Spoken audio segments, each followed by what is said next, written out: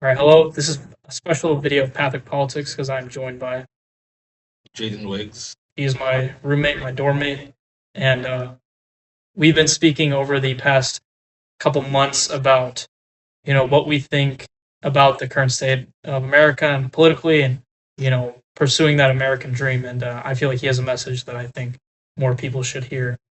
So, correct me if I'm wrong, but I think your idea, or at least as a black man growing up, you feel that America built off the backs of slaves Yeah, and white supremacy is those effects are still lasting. And for the short answer is America is still racist. It's inherently racist, right? yeah. And so if you could go on to more details as to why you think that is, that would be awesome. Well, I mean, we know America was built off the backs of slaves, and then that went on for years, and then slaves were emancipated, but we weren't given like the reparations that we were promised. So when we were thrown into the United States, we were thrown into disadvantages, and we've been stuck in these disadvantages since then. So there's been things like um, neo slavery. Like I watched a video from a YouTube channel called Knowing Better. It went over neo slavery. So like institutions that kept like slavery going on after it was abolished, something like debt peonage. So what would happen is a black person would commit a crime. It would be like a frivolous crime, and that they would then have to pay off a debt for it that they couldn't afford. So then they would go to the judge, and the judge would probably be like a landowner and say, "Hey, I'll pay off this debt for you, and you have to work for me." And they'd be on the labor contract, and then they were technically kind of enslaved again, not having the ability to make money, and then any expenses of them while they were working just led to stay longer. Then you also know there was sharecropping and all that stuff. So all that stuff kept black people from being able to be profitable post slavery.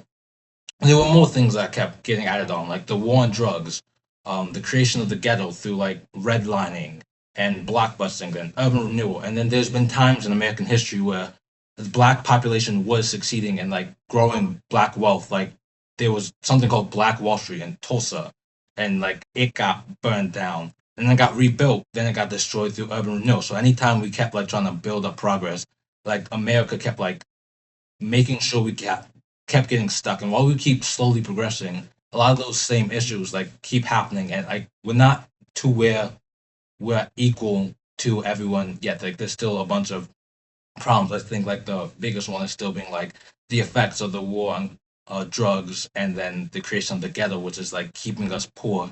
And this a lot of this stuff isn't taught in school because we're taught mainly that after the '60s, after Martin Luther King Jr., we were freed and then we became fully integrated. So when people ignore that fact that there were other issues that happened after the '60s that kept oppressing black people, and people don't admit to that, they don't understand why black people are still in a position where they, on average, make less money.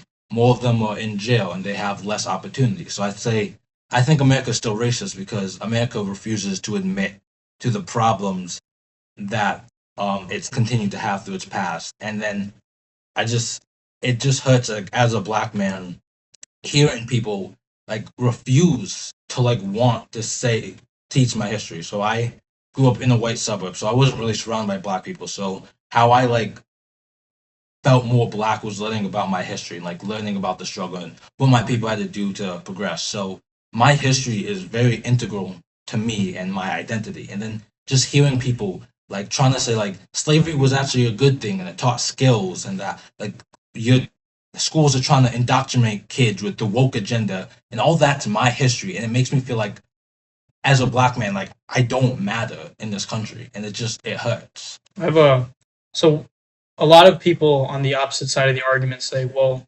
I didn't own any slaves. I'm white.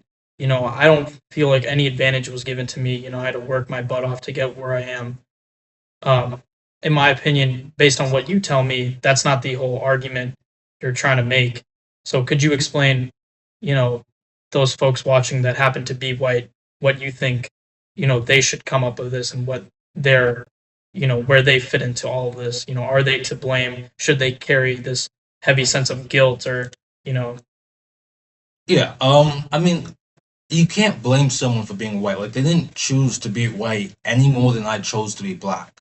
But the thing is, like, that doesn't mean there isn't some inherent like privilege that comes with that. Like, I'm not saying like a white person who is given privilege, if they work their way to college and work their way to a job and end up being successful, I'm not saying they didn't work for that. They worked hard for that.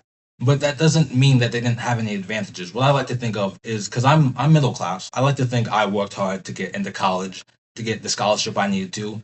But that doesn't mean I can't admit that I had privileges growing up in a middle class life. Like I had opportunities for different schooling opportunities. I had access to different um, extracurriculars. I had a good school. All these things that other people don't have. So that's what I like to think of for race. Like on average, white people have more opportunities and advantages and stuff to succeed, to climb up than black people who, due to historical reasons, are held back and often like ghettos that are filled with crime because and then filled with crime and drugs because these are the poor areas that weren't given funding to build wealth back in the day. They were filled with drugs during the war on drugs. They were overly criminalized, overly thrown in jail, and all that. And a lot of them don't have those opportunities. So what I'm saying to you is like no, don't feel bad for you being white. Like you didn't choose to be white. Like I'm not angry at you for being white, but understand that there are some privileges and some advantages that come with that. And like, because when people look at me, they see a black man, and there's connotations to that, negative ones, because of those stereotypes of us being from the streets and the hoods and stuff. So I have to work past those stereotypes, even with the advantages I'm giving.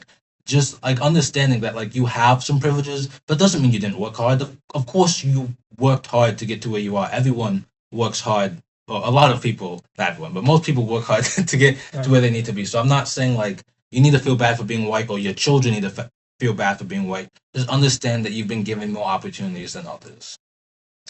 So I think that's to conclude. I really like what you said from what I got out of this. Just my first reaction is, you know, the first step is education, Yeah. and it's not about punishing those who have punished us. That's not necessarily the rhetoric, even though that's perpetuated by a lot of people in the Yeah. media.